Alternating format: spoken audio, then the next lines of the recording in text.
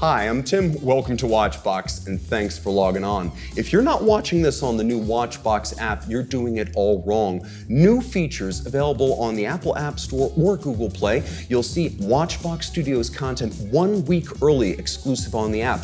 Plus, you can read editorial content from our own Jack Foster and your favorite third-party watch journals, magazines, and blogs. Also, shop our inventory, browse 3,000 pre-owned and vintage luxury watches while also storing your collection, including details of condition, box, and papers. Finally, stay in touch with me, my team, and our entire family of WatchBox client advisors around the world. I'm Tim, and I'll see you on the app.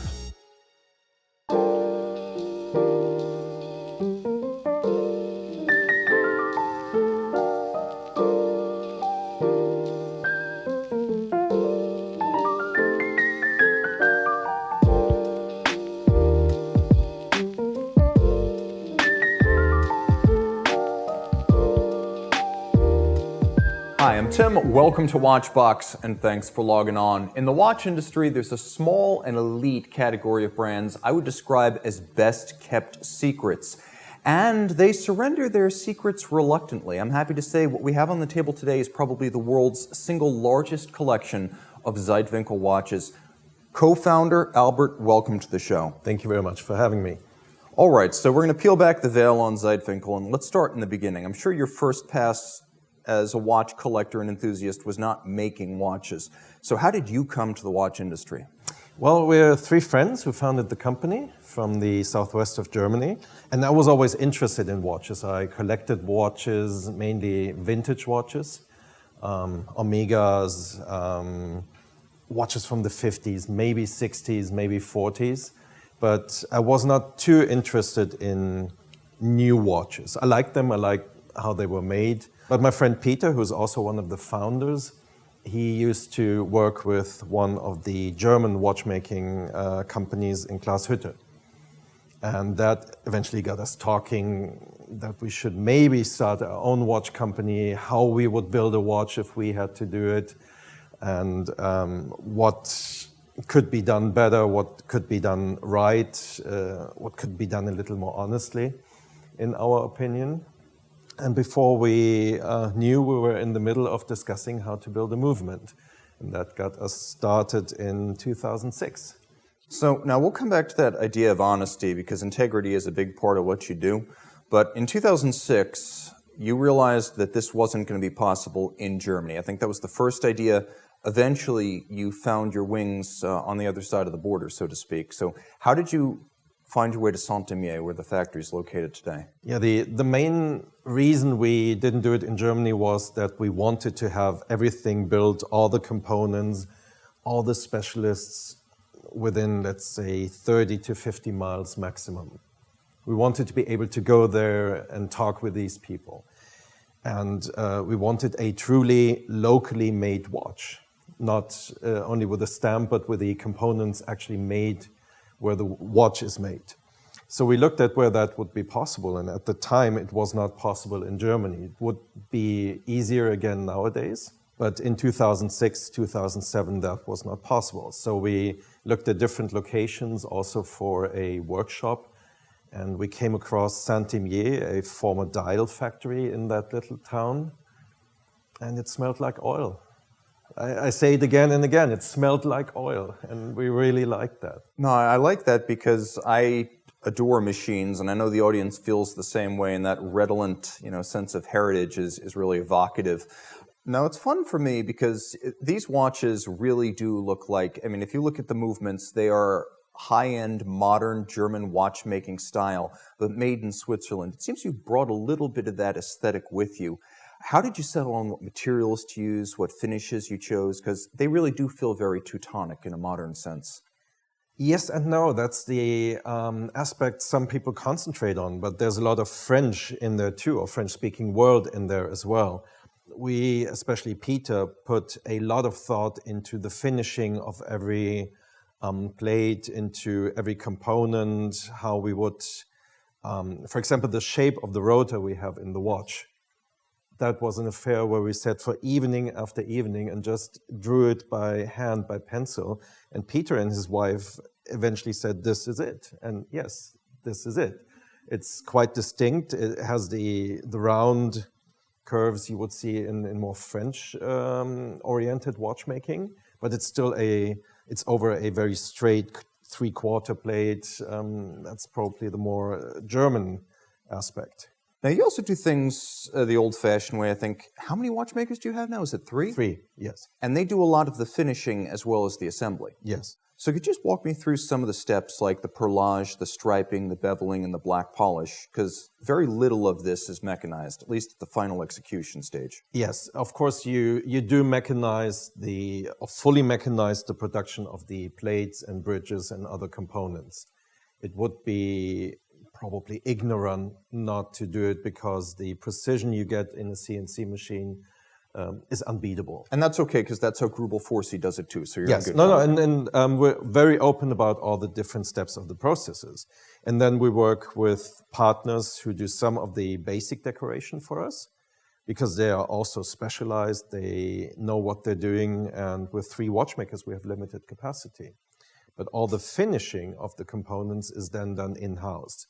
So I always like to compare it to a pyramid, where you look at the different steps involved, and up to nearly the tip of the pyramid, it's finishing components for us, workload-wise. About 3/4 of the work our watchmakers do is finishing components for the watches before they are even assembled. So 3/4 of the work that goes into the movement is finishing the movement. Is finishing the movement, is adjusting parts, is setting stones, is finishing the decoration, is assembling pinions, for example. We don't get finished pinions, we don't get finished wheels, it's all assembled in-house. We're finishing all of those parts that come as single components. That's all done in-house. Then the movement is assembled, is tested for, let's say, a week on a cyclomat. Then we take it apart again, at least partially, to see whether everything is working correctly. And in the way our movements are built, which doesn't lend itself to industrial production or industrial assembly, you have to adjust. So you have to make sure the axis is exactly straight. Every pin we put into a wheel that, for example, moves the date, the large date, that needs to be exactly straight. And then you let it run and you test it. You take it apart again, you look at whether there's any wear and tear that should not be there. But that's the bulk of the work, not assembling. You are adjusting in 5 positions, which is generally the standard for chronometers. So there is quite a bit of finishing that's aesthetic, but also mechanical tailoring. And some of the parts you get when they come from suppliers, they're not in the shape they need to be from a functional standpoint. You're actually doing micro-mechanical work on the parts before they go into the watch. Yes, and obviously you always hope that they are exactly to specifications, but it's always about humans.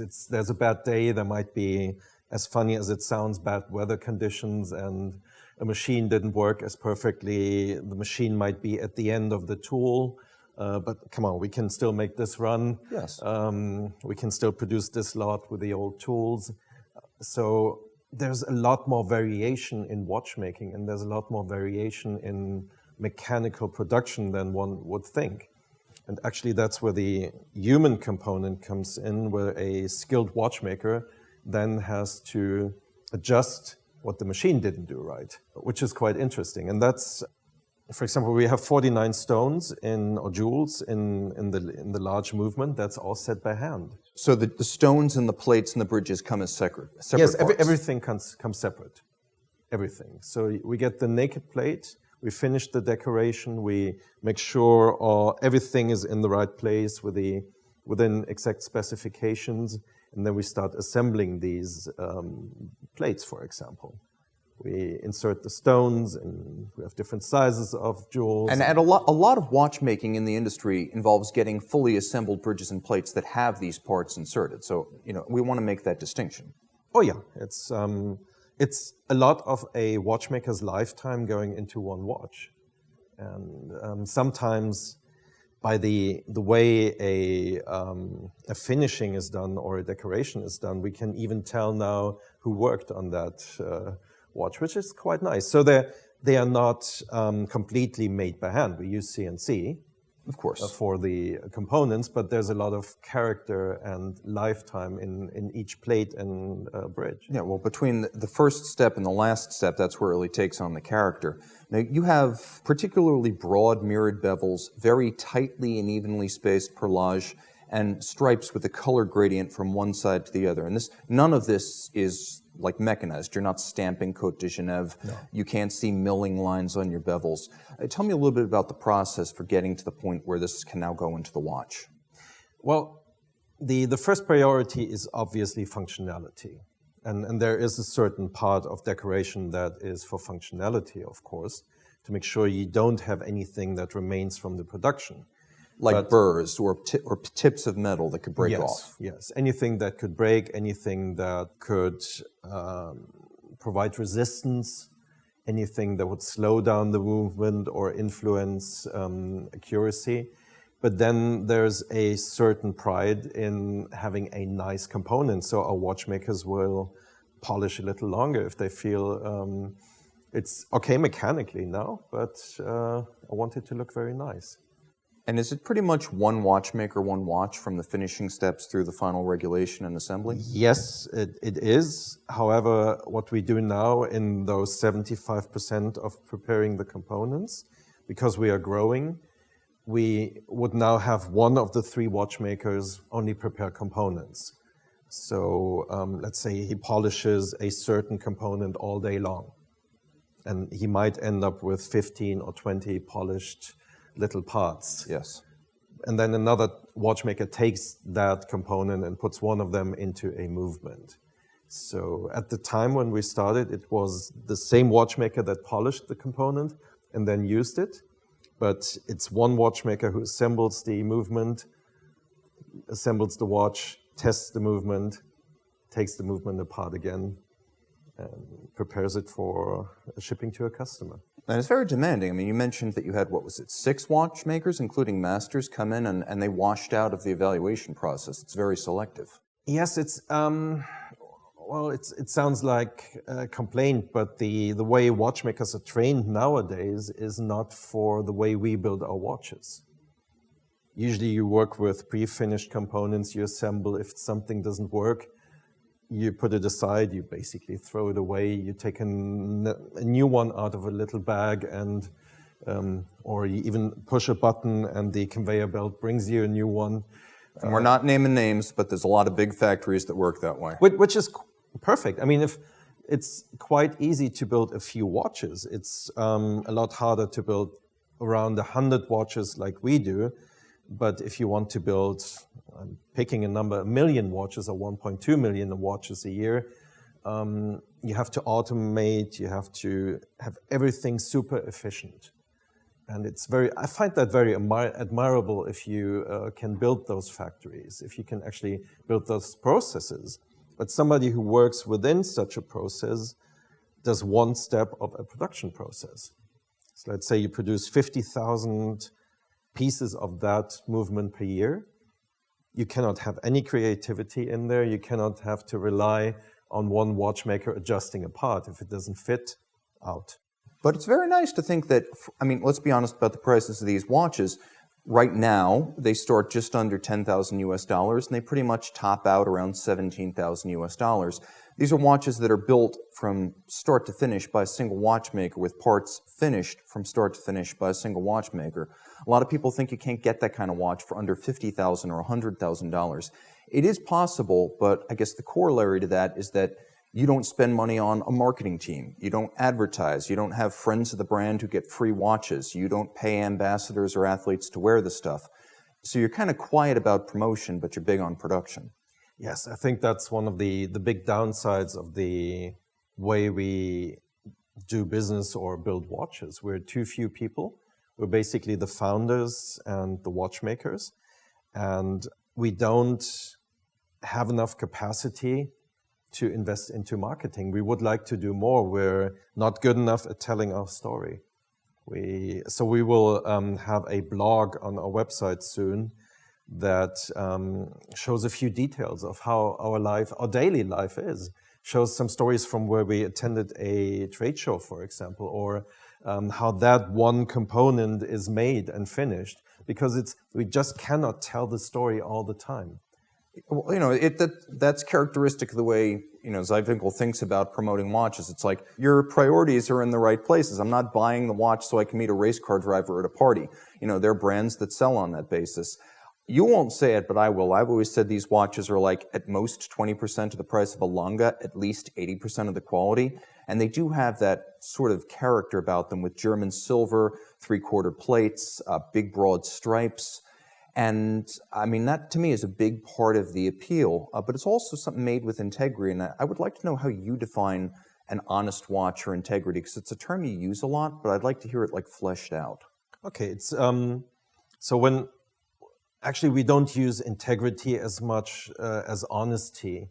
So we like to communicate. If our case is made in Germany, we will say that's a case from Germany. It's not from Switzerland. We are very transparent about the way our watches are built, what they are and what they aren't, what we plan to do, what we don't plan to do, and how they are produced. That's something I would call honesty. And there are honest watches on every price level. Just from a few $100s to $1 million. And there's also a lot of stability in the lineup. I think planned obsolescence, unfortunately, is very much a thing throughout the industry. Whereas one of your first models was the 273 degree, and it's still in the catalog today. I mean, it's been joined by smaller cases and perhaps more spare and simplified watches. But it's not as though this is yesterday's model, never to be seen again. We do have some gradual improvements, especially in the movement. If we find that something can be improved in the movement, we of course do that, and you will find that improvement in your movement after your watch has been serviced. But otherwise, if we think this is the perfect size of a small second, as large as we can make them, reminiscent of pocket watches, why should we change that and bring out a different model just because it's March or just because we want somebody to write about our watches? Well, it makes sense. I mean, if you've got a product that's going to last generations, the style of it should hold up for more than one season or two. But you do actually experiment quite a bit, because within the scope of the collection, which is limited, you have a lot of variety in dials, which are many. So I'd like to talk a little bit about this. Back in 2015, you came out with the 273 Saphir, which is a lovely little smoked dial. You're wearing it today. And I'd just like to know how you got to the point where you felt comfortable showing the dial side of that movement. Well, the dial side of the patented large date movement, we call it movement 103, is quite elaborately decorated. Even nobody ever sees it. So if you have this watch, for example, which is not a transparent dial. Which is obviously not a transparent dial. It has the exact same decoration on the front of the movement as the Sapphire one. And customers who saw their watch being assembled when they visited us said, I want to see that. I want to see how the mechanism works. This is actually quite nice looking. So that's when we came up with the transparent Sapphire dials. And so, you've got the Saphir Bleu, which was relatively recent, I think, like 2021 launch? Yes, that was probably one of the first blue sapphire watches. And we completely, first of all, it is different from the smoked, in as it is very binary in changing between transparence and being nearly solid in appearance. But it was also a nightmare to make in the beginning. We had commissioned 20 dials, which is more than we would usually do for a first test. And 16 of those had to be thrown away. They didn't even go into prototypes. They didn't make the cut. They didn't even go into prototypes. And so about how many per year will you make of the Saphir Bleu? Because it's a watch I love, but apparently it's one of the scarcest within your scope of 100 pieces. It depends. It's as every watch is made upon customer order. it could be that in 1 year we sell 10 of these, in another only 5 because everybody wants the smoked sapphire. And there are watch models that we might not sell at all in a whole year. Just because they weren't ordered? Because they weren't ordered and that we don't make them. And now you don't hold inventory and your dealers don't hold inventory. You make the watch when the order comes in. Yes. And so on that basis, you've got a wait list of about 4 months, but you've also got a philosophy of wait lists. How long is too long? Well, I would think if we surpassed half a year, that would be too long.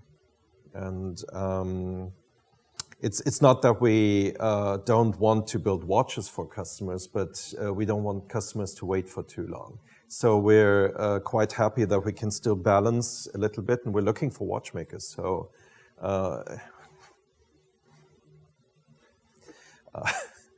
so hopefully we will be able to find watchmakers who bring both the at least basic skills to work the way we want, to work on components, not just assemble something according to instructions, but also who have the motivation to learn. I'm not a watchmaker. I'm learning a lot about watches and the watch business every day, and I would say after 16, 17 years, I'm completely inexperienced. No, I'm just you and me both. I'm really trying to learn more. I listen, I soak up everything somebody says. When I visit other watch factories, I just learn. And that's the process. We have our best watchmaker. He improves processes. He finds out, I could do this differently if I do it this way. And makes tools. And makes tools, and then finds out, see, if I do it this way, if I do this first and then that. It's a learning process. But if you regard this as a job, you will not be happy, and you will not be able to build a watch that is made like this.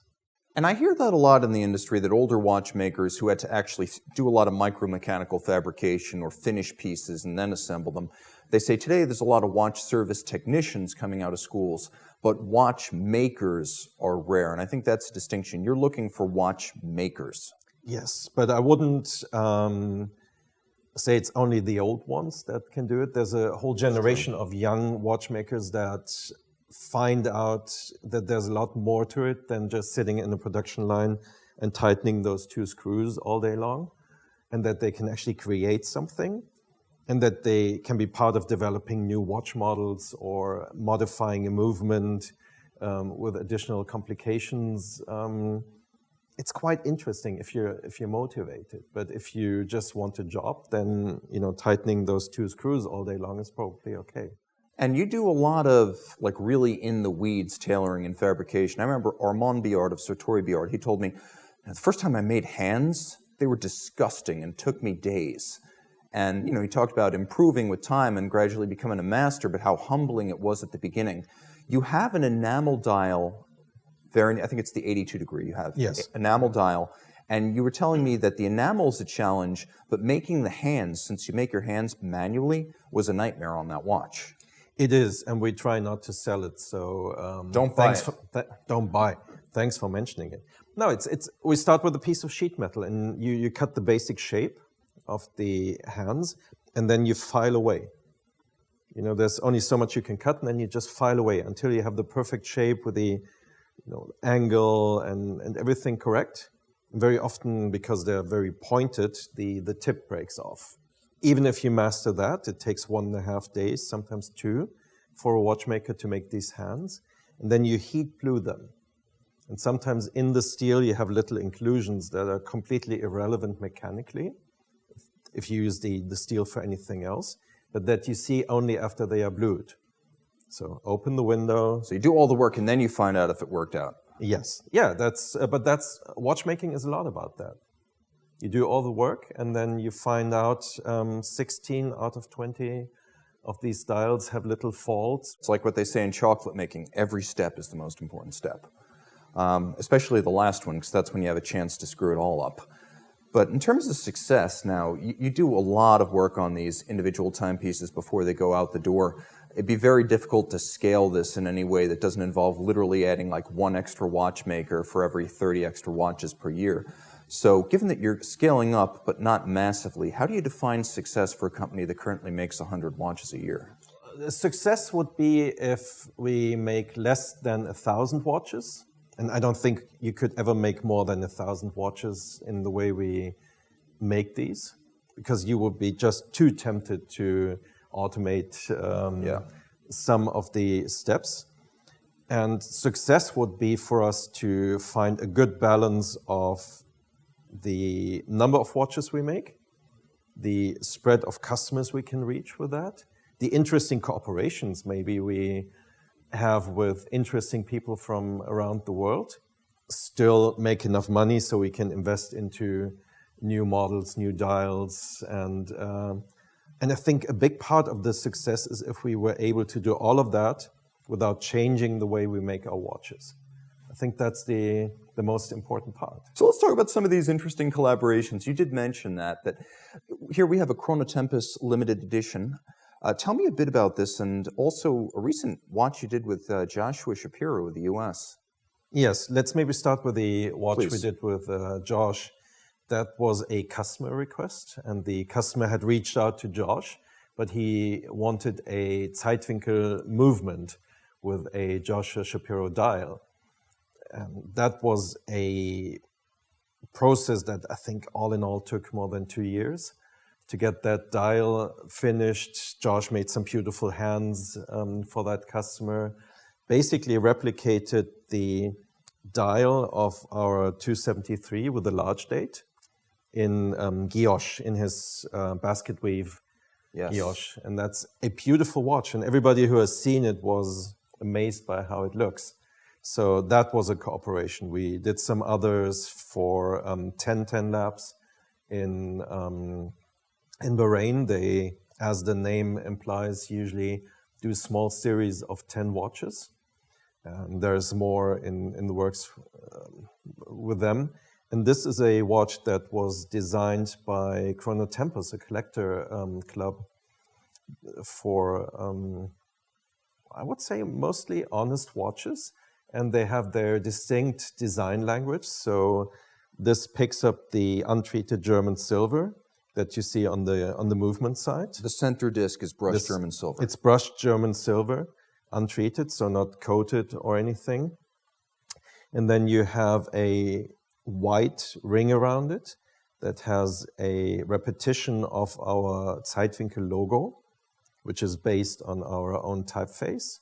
Which you wrote out all the way over every letter. You've got a typeface you deploy on your watches. Yes, it's called Zeitwinkel, and that is a direct consequence of having one of the founders being a professor for the arts and for design. So before we designed the watches, we had a brand, we had a typeface, we had a logo that is the inverted W of that typeface. And what CronotempVs did was use that logo as a tapisserie, as a repetition of the logo, very subtle in the white area, black again on the outside, and then a red 12. So the model is called 126 degrees, and that's because you have the 1, 2, 6 on there. And that's a very evocative, long-running, symbolic flourish on Swiss watches, and even German watches, to have that red 12. Yes. Now, I also noticed, unless I'm mistaken, you actually engraved the company name rather than printing it. Yes, that is something usually we print it, or it's in the enamel, but this time it was engraved, and if you look closely, this does not have the logo. Usually we have the logo in there as well. And now what I also see is that you very rarely redesign whole model lines, but the door is always open to bespoke pieces. Yes, within limits. So we will only do what is consistent with how we build watches. So a bespoke piece would usually have one of our movements, even if it's a cooperation. That's what we're about, the movement. So it's about our movement, and then it has to be feasible, of course. It has to be economically viable for everybody involved. Yes. And you can get, if the way we build dials and watches, it can get expensive very quickly. So the probably most expensive collaboration for the customer was that Josh Shapiro piece, because it's such a unique single piece dial. And then, yes, within limits, we're open to customers looking for special colors or special designs. I think that's a great segue point to some of the new models, because one of the biggest changes you've made since you actually started building watches in 2010 was that you did introduce a smaller case size and more simplified versions that still work on the 102 base caliber. Tell me a little bit about these, because these are brand new, and if you're seeing this, you're probably seeing these watches just a few days after their release. Yes, they are not released yet. They are the 39 millimeter case, which is probably the smallest we will do on the basis of a 30.5 millimeter movement. Yes. And while we have had the 39 millimeter case, we had some galvanic frosted, more colorful dials. There's only so far you can go with galvanic colors. There are limits. So we decided we wanted more colorful dials, but we also wanted to do something special. And these dials have been 3 years in the making. It always takes longer with us than we expect.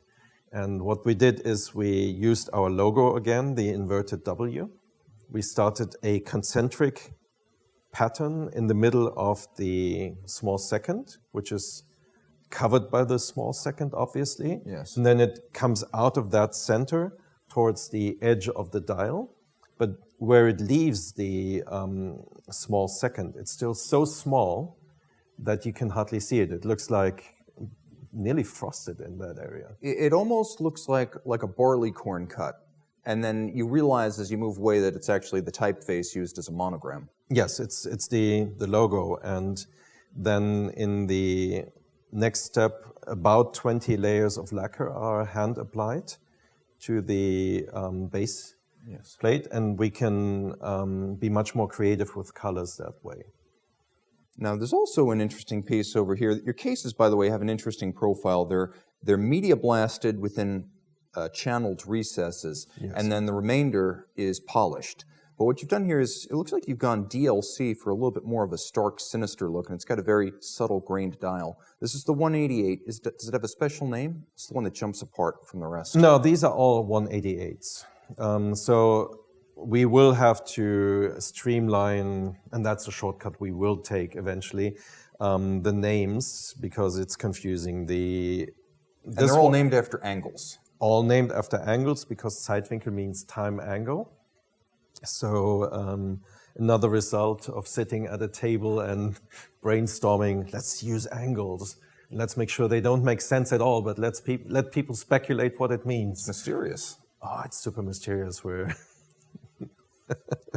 No, we're not mysterious, come on. Anyway, so this is 181 degrees in 42.5.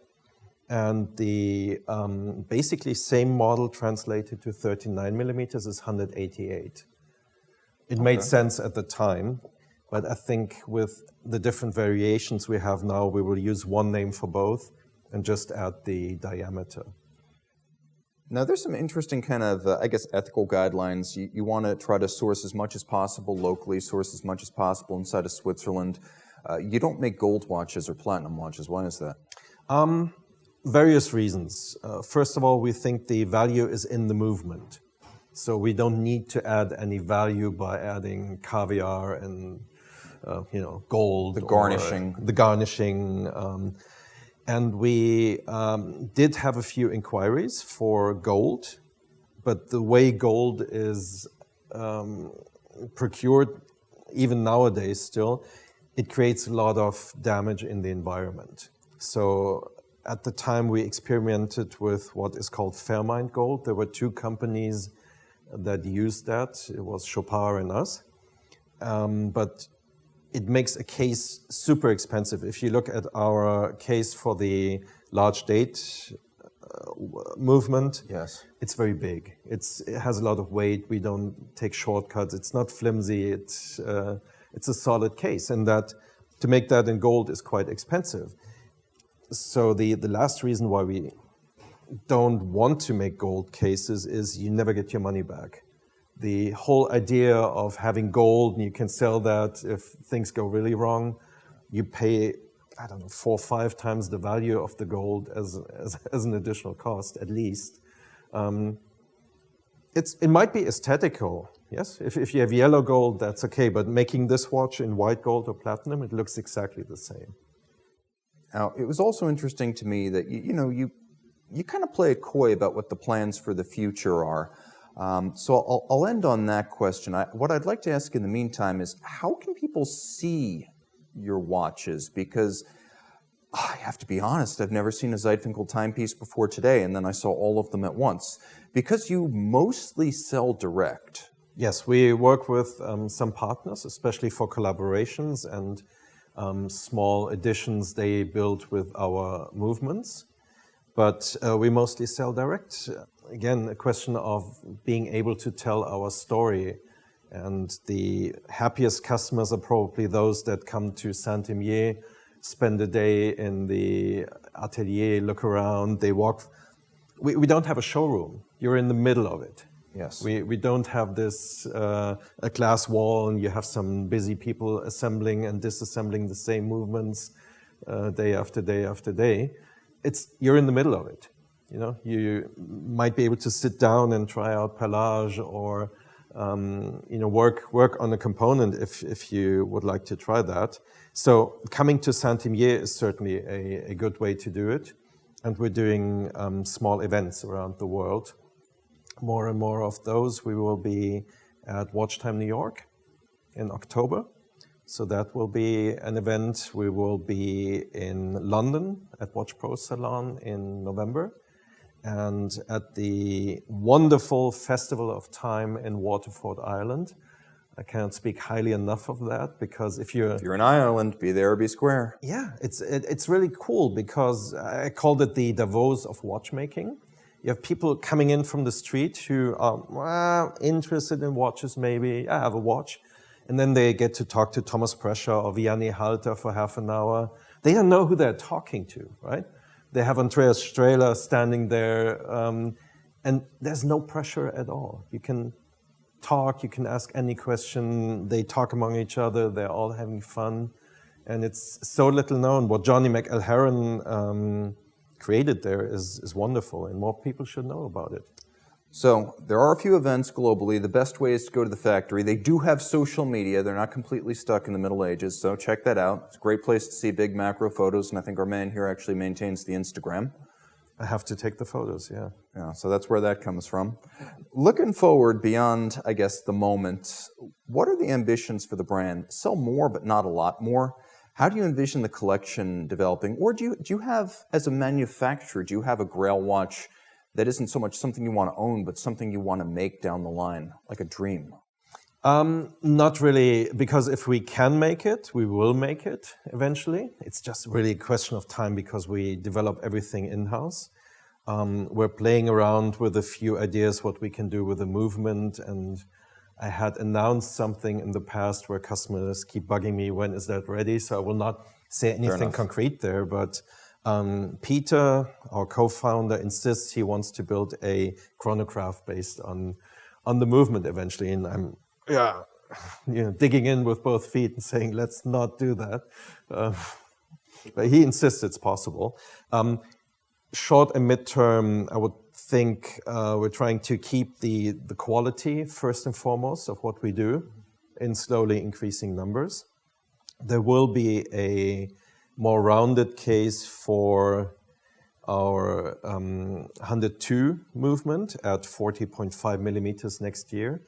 That will allow us to also do more variations on the case, on the bezel, which is still the same design language to an extent. We'll have the same interplay between the different structures, but it's maybe a little more modern as a case. But it's these small steps that we're taking, and I think the biggest thing we have to do is tell our story. So a lot of effort goes into that now. You can find them at their website and on social media. And of course, thanks so much. This has been a blast. Thank you very much for having me.